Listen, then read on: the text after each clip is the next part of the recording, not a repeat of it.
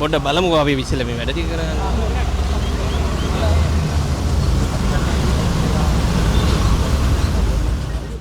கல்கிஸ்ஸை நீதிமன்ற வளாகத்திற்குள் போலீஸ் அதிகாரி ஒருவர் சட்டத்தரணி ஒருவரை தாக்கிய சம்பவம் தொடர்பாக குற்றம் சாட்டப்பட்ட போலீஸ் அதிகாரியை பிணையில் செல்ல அனுமதித்து கல்கிஸ்ஸை நீதவான் உத்தரவிட்டுள்ளார்.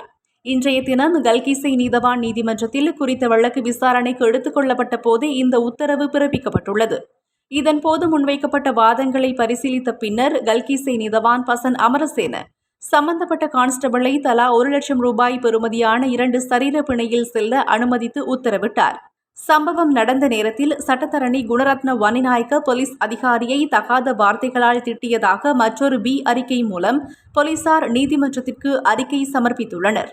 நீதிமன்றில் மேலும் சமர்ப்பணங்களை முன்வைத்த போலீசார் சட்டத்தரணி குணரத்ன வன்னிநாயக்க இன்னும் நீதிமன்றத்தில் ஆஜராகவோ அல்லது போலீசாருக்கு வாக்குமூலம் அளிக்கவோ இல்லை என்றும் தெரிவித்தனர்.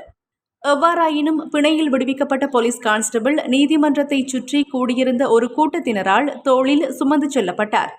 போலீஸ் கான்ஸ்டபிளை வரவேற்பதற்காக நீதிமன்றத்தின் முன்பு போலீஸ் அதிகாரிகள் மற்றும் சட்டத்தரணிகள் உட்பட ஏராளமானோர் கூடியிருந்தனர்.